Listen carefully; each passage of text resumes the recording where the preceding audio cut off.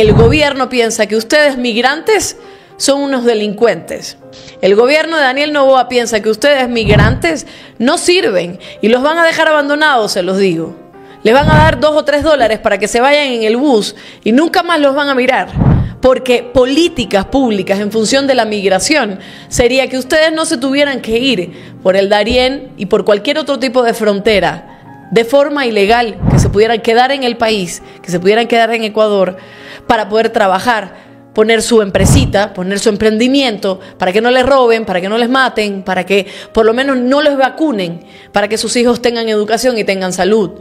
Pero el gobierno no les importa. Y ustedes, queridos migrantes, son los que han mantenido la economía de Ecuador a través de las remesas. Y sin embargo así los reciben. Así los reciben. Y la prensa aplaude. Y periodistas dicen que claro, tienen que ser delincuentes, porque estamos en el lado correcto de la historia, dicen algunos. Están preocupados por los venezolanos. Sin embargo, permitieron que los ecuatorianos, que no son delincuentes, llegaran esposados, llegaran maltratados, llegaran humillados. El gobierno de Daniel Noboa no les importa. Ustedes son simplemente ese voto que él requiere. Recuérdenlo, para cuando vayan este 9 de febrero. Muy buenas con todos compañeros, sean bienvenidos a Libertadores TV. El día de hoy vamos a hablar sobre esta información. El exministro de Finanzas y secretario ejecutivo del Foro de Economía y Finanzas Públicas, Marco Flores, destacó que el incremento del impuesto al IVA del 12 al 15% sí afectó a los 7 millones de ecuatorianos que se encuentran en la pobreza. El economista destacó que los ingresos de ese grupo de ecuatorianos son tan paupérrimos que no tienen capacidad de ahorro y mucho menos el dinero suficiente para cubrir el incremento del IVA en 3 puntos, como ocurrió en el 2024. Flores detalló que 2,7 millones de personas viven con menos de $3 diarios, 2,3 millones de personas viven con menos de $1.70 diarios y 2 millones están en pobreza multidimensional, que incluye la falta de acceso a servicios básicos. El especialista alertó que el alza del impuesto terminó degradando y reduciendo el consumo de 7 millones de personas. Hablamos de gente que compra menos leche y lo compensa poniéndole agua. A la sopa le toca ponerle más agua para que alcance para todos, ejemplificó. Puntualizó que este es el resultado de 8 años de neoliberalismo que ha llevado al Ecuador a una catástrofe económica. Flores manifestó que Ecuador ha recibido una enorme cantidad de recursos que no han servido para su desarrollo y crecimiento, sino que tiene peso en la deuda y dispara el gasto público. Solo paga sueldos sin ninguna proyección a futuro. El economista explicó que en medio de esta crisis, el gobierno de Noboa pagó $8.800 millones de deuda pública en el 2024, con dinero del presupuesto del Estado. Eso significa más del 40% de los ingresos del presupuesto y más del 25% de todo el presupuesto del Estado, que es casi $36.000 millones. Y esto lo hace a pesar de que tenemos un desastre de economía caracterizado por indicadores de desempleo, crisis económica y pobreza. El crecimiento de la pobreza es brutal, remarcó. Sostuvo que la deuda del Ecuador bordea los $85.500 millones y pese a ser una cifra alta, no se ve reflejado en ninguna obra. Para el economista, la persona que gane las elecciones recibirá una caja negra que podría mejorar si se toman medidas adecuadas, pero parece que con este gobierno no hay tal. La campaña ya mismo llega a su fin y con el marketing político como principal institución del Estado, a la que se le permite gastar millones, no parece haber un futuro económico con este gobierno de Hacienda. El economista Marco Flores alertó que más de la mitad de los migrantes ecuatorianos están en Estados Unidos, por lo que su deportación significará un impacto importante a la economía del país. Recordó que en el 2024 las remesas de los migrantes significaron un ingreso de $6.000 millones a la economía del país, lo que permitió mantener el consumo, y aún así el consumo y la demanda caen. Sin embargo, ese consumo resulta ser vital. El economista detalló que si se cumple con la deportación de 35.000 migrantes, habrá impacto en remesas, desempleo, consumo y economía. Esto significa un golpe fuerte, remarcó. El especialista enfatizó que las remesas junto con las exportaciones son los principales ingresos de divisas al Ecuador. Las primeras, dijo, sostienen principalmente a las familias pobres del Ecuador. Sin ello, los indicadores de miseria serían mucho más profundos.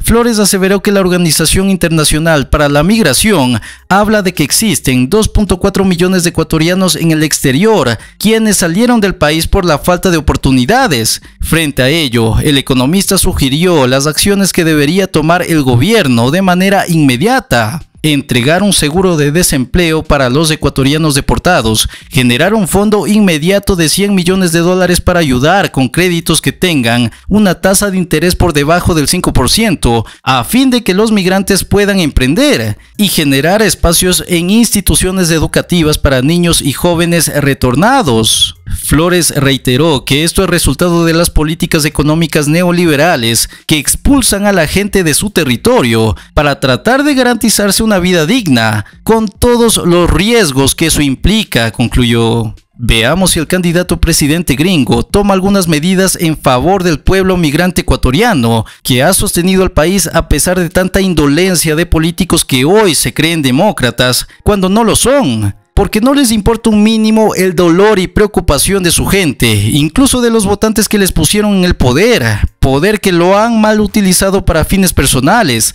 No sorprendería que después de su mandato la fortuna de Noboa crezca, así como lo hizo la de Lasso. Como ya lo dije, solo la luz del voto parece la salida a este miserable túnel.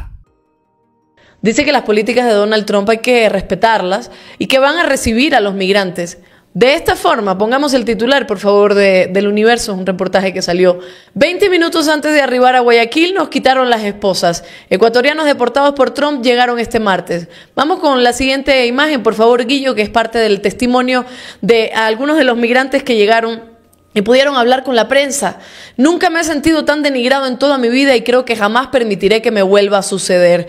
Así calificó a Aurelio, de 23 años, la experiencia del vuelo de deportación en el que llegó este martes 28 de enero a Guayaquil desde Estados Unidos. Él viajó desde Luisiana, estado del suroeste de Estados Unidos, con esposas atadas en la cintura, en las manos y en los tobillos.